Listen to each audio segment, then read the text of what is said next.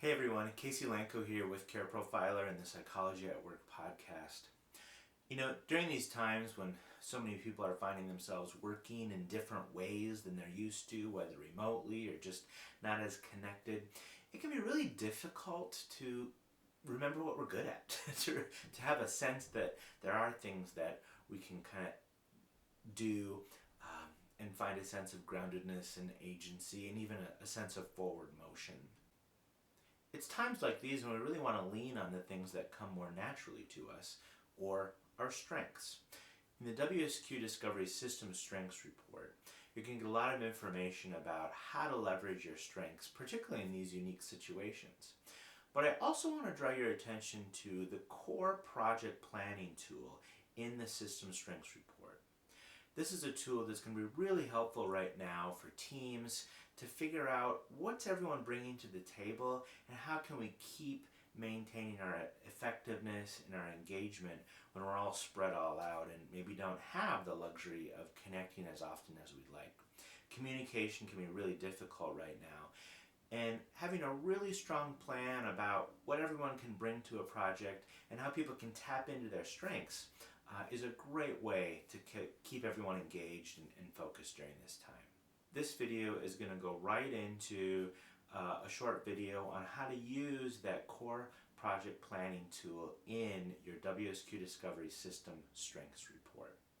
We hope you'll leverage this tool, particularly during this time, and as always, take good care. Welcome to the Core Project section in the WSQ-Discovery System Strengths Training video series. In this section, we'll explore how you can use the Core Projects worksheet to bring clarity and focus to what an identified project needs to be successful, as well as help to empower your team and the leaders in their given role. The best question to be asking yourself throughout the report is, what does this team or project need from me to be successful? When spending time thinking about and identifying the items within this worksheet, role clarity is gained, and you may even discover some surprises along the way. Let's dig into the Core Project's content.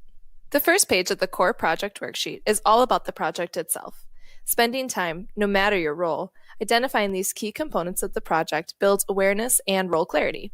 Each member of the team engaged in the project should expect to complete their own Core Project worksheet. It starts by identifying the due date, then the project lead, or the person who is responsible for managing the project, the number of people involved, who it might be connected to, or what other projects or individuals are involved, and the next steps involved for completing the project.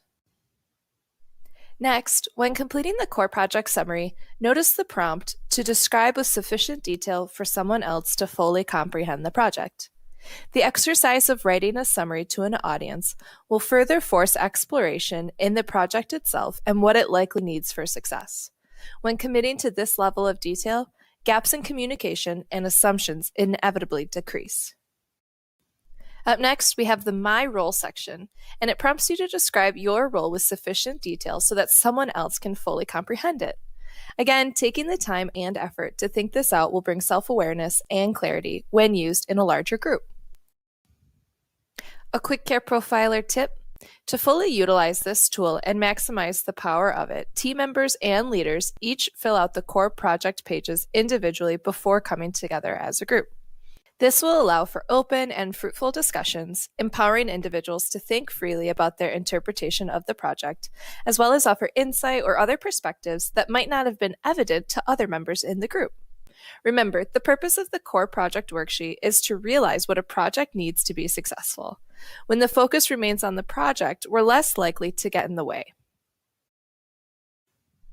Now that the project has been clearly defined and communicated, the second page in the core project worksheet helps each person contributing to the project determine which strengths are needed for the project to be a success. During the group discussions, we encourage each team member and leader to be open to suggestions. Keeping in mind that others' perspectives in regards to what a project requires of us can be very powerful and useful feedback. So here's how it works. For each item, 1 through 16, you're completing the statement, "This core project requires you to." So for instance, in number 1, set clear expectations for others. Considering your role, you'll respond either with 0, not at all, 1, sometimes, 2, regularly. Continue this method until the end, and then once each person responds individually, come back together as a group and offer feedback to each other.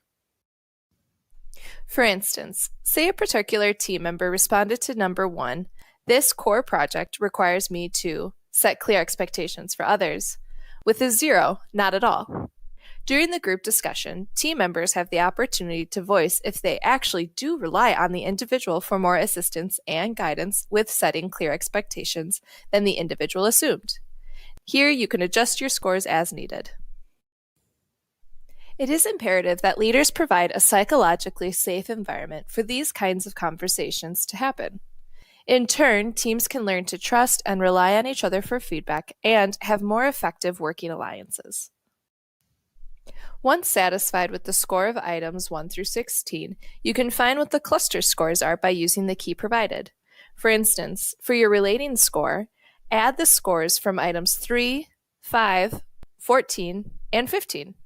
For your vision score, add scores from items 4, 9, 11, and 12. Continue to follow the key for your directing and doing cluster scores.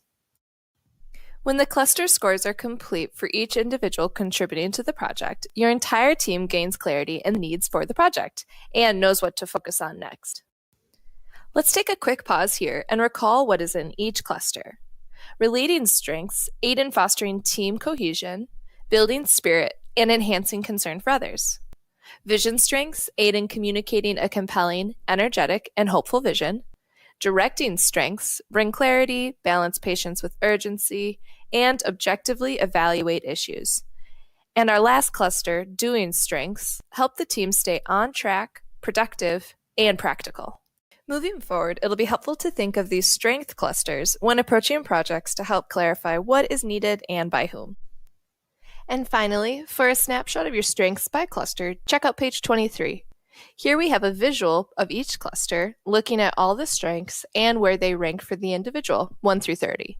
The top 10 are colored in, highlighting the overall strength of that particular cluster. You can look at the non-colored or sparsely colored clusters for ideal development areas. And as always, every strength can be accessed by every individual. Accessing strengths outside of the top 10 will require more energy and effort, but it is possible. For more insight into leveraging your strengths and building self-awareness, other awareness, and intentionality, check out Care Profiler's resource library, your other WSQ-Discovery reports, and Care Profiler's Psychology at Work podcast, all located in the Psychology at Work hub in your dashboard. Thanks for watching.